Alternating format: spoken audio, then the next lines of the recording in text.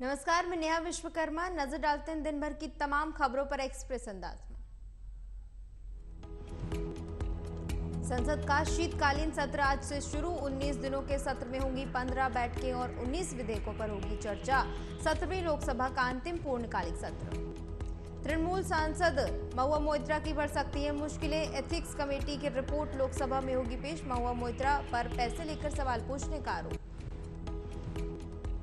कांग्रेस सांसद अधीर रंजन चौधरी ने 3 राज्यों में जीत को बीजेपी की जीत मानने से किया इनकार। कहा, यह भाजपा आरएसएस विश्व हिंदू परिषद की जीत नहीं, मोदी की जीत। मध्य प्रदेश कांग्रेस विधानसभा चुनाव की हार की समीक्षा में जुटी। हारे 164 उम्मीदवारों से पूछी जाएगी हार की वजह। कल होगी बैठक। तेलंगाना में मेडक जिले में वायुसेना का ट्रेनर विमान दुर्घटनाग्रस्त, दोनों पायलटों की मौत। वायुसेना ने हादसे की जांच के लिए इंक्वायरी के आदेश दिए।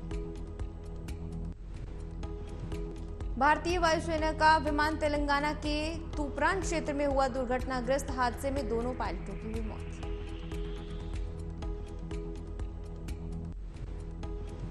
विमान ने नियमित प्रशिक्षण उड़ान के लिए डंडीगल वायुसेना अकेडमी से भरी थी उड़ान। आईएएफ ने दुर्घटना के कारणों का पता लगाने के लिए इंक्वायरी के आदेश दिए।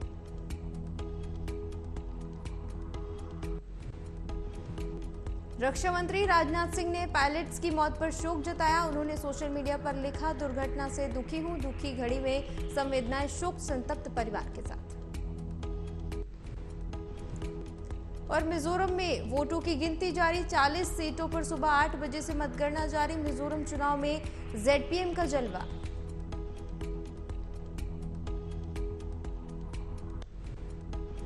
राज्य में बीजेपी के 23, आम आदमी पार्टी के 4 और 27 निर्दलीय उम्मीदवार मैदान में। 7 नवंबर को 40 विधानसभा सीटों पर हुई थी वोटिंग।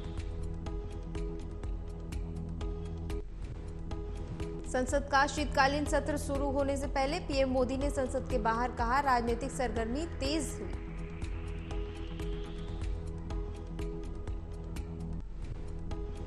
पीएम ने कहा, 4 राज्यों के चुनावी नतीजे उत्साहजनक। संसद लोकतंत्र का मंदिर, भारत को मजबूत बनाने के लिए महत्वपूर्ण मंच।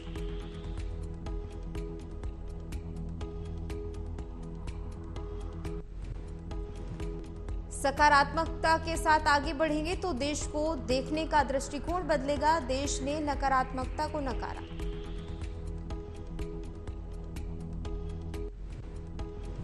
और राजस्थान में रिवाज न बदलते हुए कमल खिलने पर निवर्तमान सीएम अशोक गहलोत ने बीजेपी की ऐतिहासिक जीत पर दी शुभकामनाएं। राज्यपाल कलराज मिश्रा से मिलकर दिया इस्तीफा। कांग्रेस के दिग्गज नेता गहलोत ने पार्टी की हार को मुस्कुराते हुए स्वीकार किया।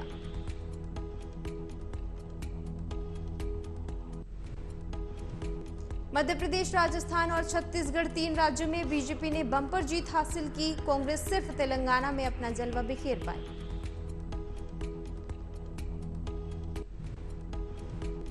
मध्य प्रदेश, राजस्थान और छत्तीसगढ़ में कांग्रेस की हार के बाद से कमलनाथ, अशोक गहलोत और भूपेश बघेल के राजनीतिक भविष्य पर खड़े हुए सवाल। मध्य प्रदेश में कांग्रेस ने कमलनाथ के चेहरे पर लड़ा चुनाव। दिग्विजय सिंह ने भी पर्दे के पीछे से निभाई थी सक्रिय भूमिका। मध्य प्रदेश, राजस्थान, छत्तीसगढ़ विधानसभा चुनाव के नतीजों में बीजेपी को प्रचंड बहुमत। तेलंगाना में पहली बार सत्ता में आने में सफल रही कांग्रेस। कांग्रेस अध्यक्ष मल्लिकार्जुन खड़गे ने इंडिया गठबंधन की बुलाई बैठक। मल्लिकार्जुन खड़गे ने 6 दिसंबर को बुलाई बैठक। खड़गे ने 5 राज्यों में चुनाव के नतीजे आने के बाद विपक्षी गठबंधन की बुलाई बैठक। 6 दिसंबर को होंगे अहम मुद्दों पर चर्चा।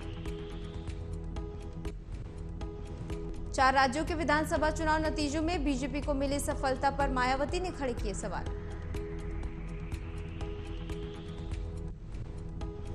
मायावती ने सोशल मीडिया पर बीजेपी की प्रचंड जीत पर लिखा, शक जताया। लिखा, विधानसभा चुनाव परिणाम एक तरफा होने से सभी लोगों का शंकित होना आसान। पीयूष गोयल ने शेयर किया राहुल गांधी का मोए मोए मूवमेंट। खुद की हार की थी भविष्यवाणी। तेलंगाना छोड़कर हर राज्य में कांग्रेस को लगा झटका। बीते दिनों राहुल गांधी ने प्रेस कॉन्फ्रेंस में राजस्थान, मध्य प्रदेश और छत्तीसगढ़ में किया था जीत का दावा। संबोधन में फिसली थी राहुल की जुबान।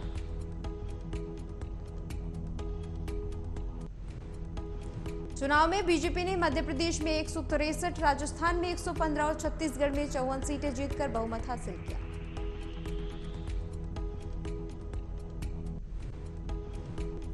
और यूपी के कानपुर देहात में पुलिस ने बदमाशों के साथ मुठभेड़ के बाद 2 बदमाशों को गिरफ्तार किया। चेकिंग के दौरान हुई कार्रवाई।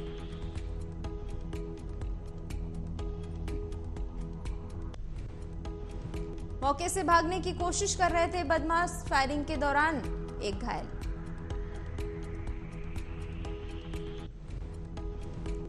दोनों शातिर अपराधियों पर अलग अलग थानों में लगभग 1.5 दर्जन से ज्यादा मुकदमे दर्ज।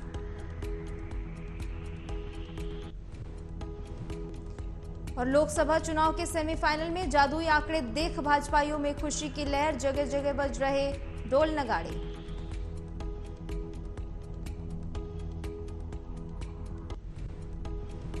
यूपी की राज्य प्रतिभा शुक्ला ने मिठाई बांटकर जश्न मनाया। कहा, बीजेपी सबका साथ सबका विकास करती है। गाजा में फिलिस्तीनी नागरिकों की मौत पर छलका कमला हैरिस का दर्द। हैरिस ने कहा, नागरिकों की पीड़ा का स्तर और गाजा में आने वाली तस्वीरें विनाशकारी, ये सब दिल तोड़ने वाला। इजराइल और हमास के बीच जंग के बाद आई अस्थायी युद्ध विराम की समाप्ति। इजराइल ने फिर से गाजा पर की ताबड़तोड़ हमले की शुरुआत।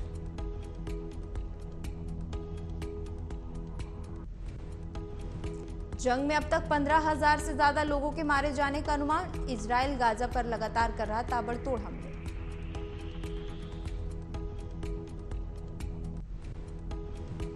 और भ्रष्टाचार के नए मामले में पत्नी समेत फंसे इमरान खान। व्यापारी ने पूर्व पीएम को रिश्वत में दिए 57 एकड़ जमीन।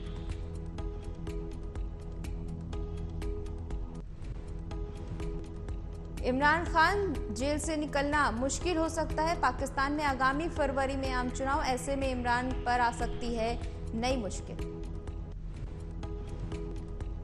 और लाल सागर में अमेरिकी युद्धपोत समेत कई जहाजों पर घातक हमला। पेंटागन में मची खलबली।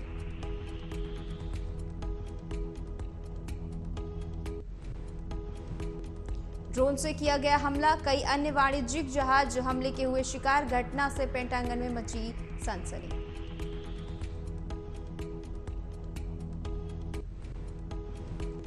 फिलहाल हमले का पता लगाने में जुटा अमेरिका। सही समय आने पर माकूल जवाब देगा।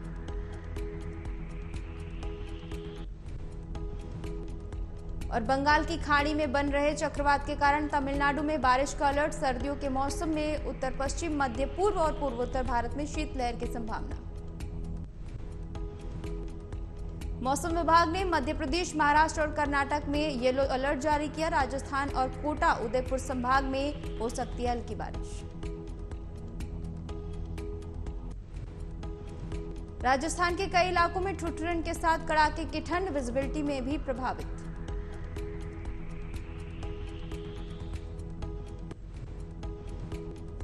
राज्य में चूरू और बीकानेर सहित अनेक जिलों में कोहरे की चादर। कई शहरों में हल्की बारिश।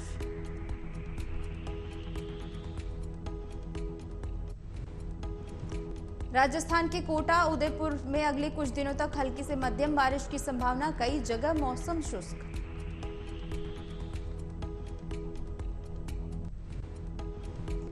आईएमडी ने मुंबई, ठाणे, रायगढ़ जिलों में अलग अलग स्थानों पर हल्की से मध्यम बारिश की जताई संभावना।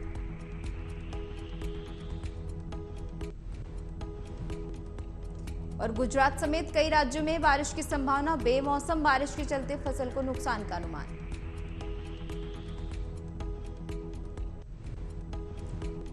एनिमल में बेटे रणबीर कपूर की सफलता को देखकर इमोशनल हुई नीतू कपूर। इस मौके पर ऋषि कपूर को किया याद।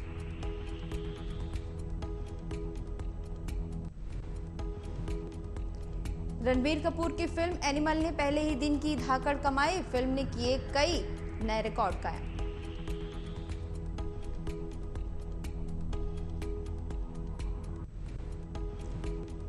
एनिमल में बॉबी देओल के विलेन अवतार पर धर्मेंद्र का रिएक्शन आया सामने। सोशल मीडिया पर की बेटे की तारीफ।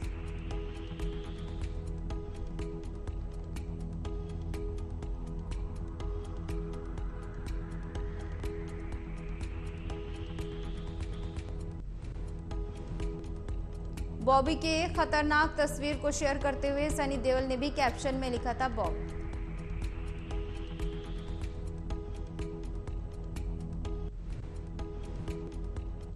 फिलहाल इतना ही। देश दुनिया की तमाम खबरों के लिए देखते रहिए एमबी नेटवर्क। नमस्कार।